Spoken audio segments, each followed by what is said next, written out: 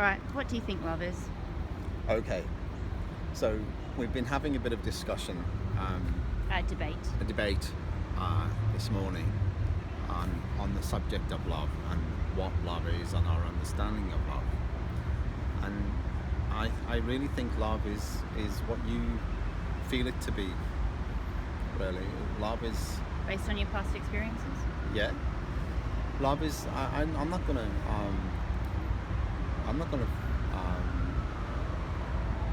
say my view is the right view. It's just my view.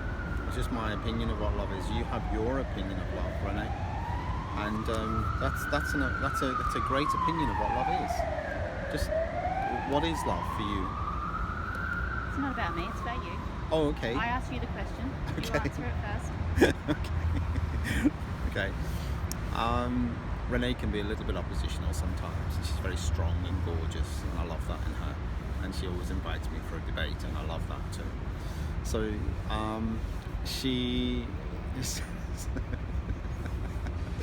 I've got to tread carefully here, haven't I? Okay, so my idea of love is it's a number of things. It's not just one thing, really. I think it's a feeling. Love is a feeling. That's one thing. It's a feeling, which makes you, which is a good thing inside of you. You have it's a good experience that you're having. It's a deeply comfortable feeling, a deeply pleasant feeling that you experience. I mean, fundamentally, if you want to say what the feeling is made up of, I suppose it's made up of a number of. Yes, it's all just chemical reactions, isn't it? Well, fundamentally, the feeling is a chemical reaction, but it's not just a feeling.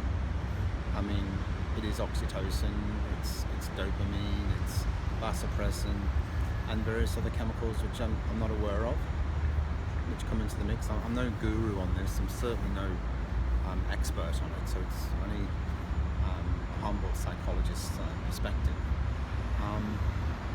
I think this feeling is also, fundamentally, it's a feeling of being protected.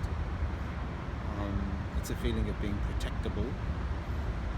A feeling of being, which arises from being accepted by someone who's significant to you, and being valued by someone who's significant to you. It's a feeling which tells you that the person who does love you can be trusted. Can be trusted to have your back, that is. It's a feeling which indicates that the person who's significant to you, your partner, your mum, your dad, your friends, they understand what makes you tick. They understand what you need, what makes you happy, what makes you feel safe. And sometimes they give you that, not all the time. Understanding's a pretty complex thing though too sometimes. Yeah. To understand someone takes time. Of course it does. Yeah. And it takes being non-judgmental. I don't think we can help being judgmental. I think it's just human nature, but I think we have to be aware of our judgments. I think love is also respecting the people, being respected by people who are significant to us. And by that, what I mean is not being told what we want to hear all the time. It's people who are significant to us who have our best interest at heart, and that's not always being told what we want to hear. Someone who really loves us and really wants to have our back may sometimes have to tell us things that are uncomfortable, but they have our best interest at heart. For example, a parent who loves their child, deeply loves their child, and guides their child, will sometimes say things to the child which makes the child feel uncomfortable. But that's, It's part of learning. It's a part of learning, and the parent has the child's best interest at heart. Obviously, as you said before, Renee, if a child will have as much sugar as it can possibly get his hands on, But of course, that's not the best thing for the child, and a parent will help to guide and nurture the child to understand that eventually through Through being numerous tantrums. yeah, through and that's part of being a parent. Mm. I think love is sometimes giving a person what they want, sometimes giving them what they need, which isn't always comfortable. It's understanding what a person needs, and that's really important. And by needs, what I mean is what makes them feel safe, or how helping them to feel safe, what they need in order for them to feel safe. So love, I think one part of love is it's a feeling which is produced inside of us when we believe that a person who is significant to us has our back, in the, has our best interest at heart. Love can also be, well, some people say they love God, don't they? Or they love a movie star. So It's different levels. okay. So what does that? Any idea? Any views on that one? There's different levels. Like the surface level love.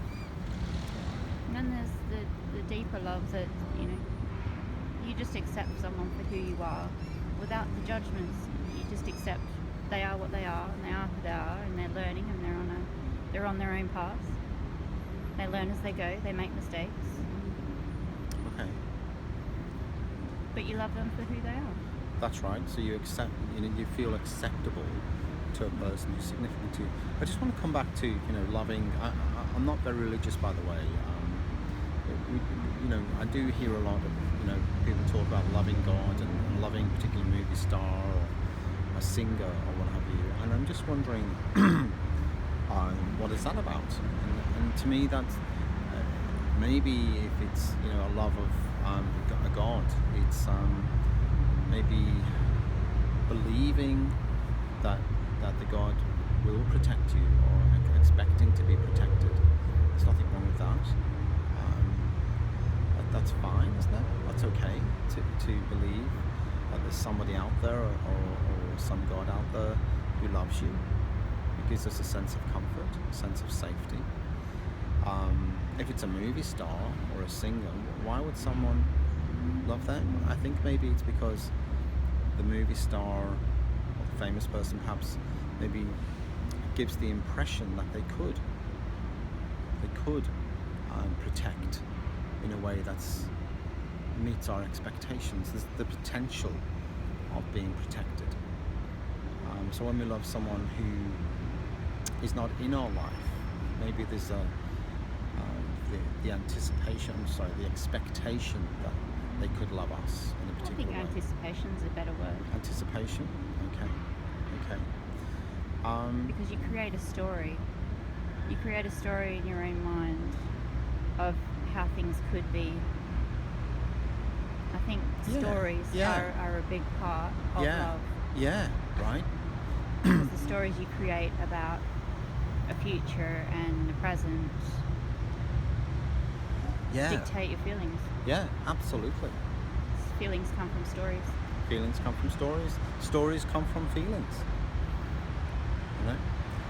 So we've talked a little about love and children, and we've talked a little bit about love and movie stars and having a faith.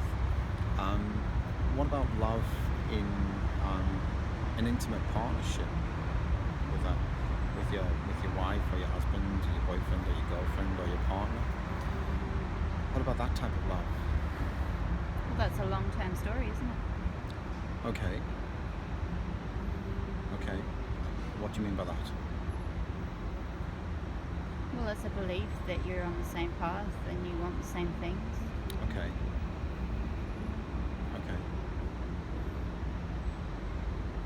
I think being on the same page is As far as important. the story goes. As far as the story goes, yeah. I think we bring our own, I think it's also important to acknowledge that we bring our own baggage our own traumas into an intimate relationship. Goes without saying.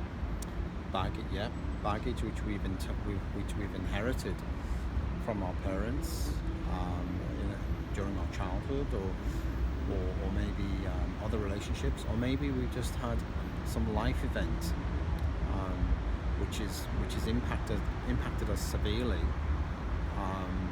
and becomes part of us, and it affects our worldview. And Well, worldview is just another another word for story, but on a I guess larger scale. So how you view the world is how it's your story about life. It's just the bigger story. biggest story.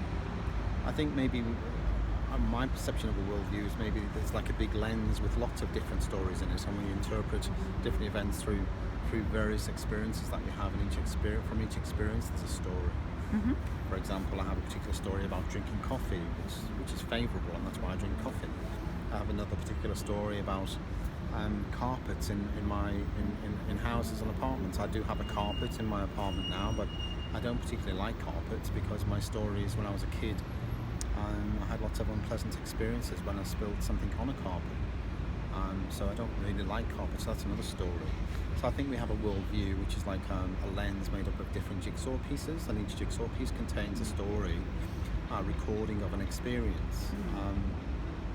So for some people, for example, having an intimate relationship, they may have had bad experiences in the past, and they bring their story into this. They might have bad experiences around relationships, and they bring that story into a current relationship, and whether the story is to do with their mum and dad, or how they were treated by their mum and dad, or whatever it may be, and they bring that story into the relationship, and they view their current relationship through their story. So for example, if there's been lots of betrayal in the past, lack of trust and what have you, that story is going to be front and centre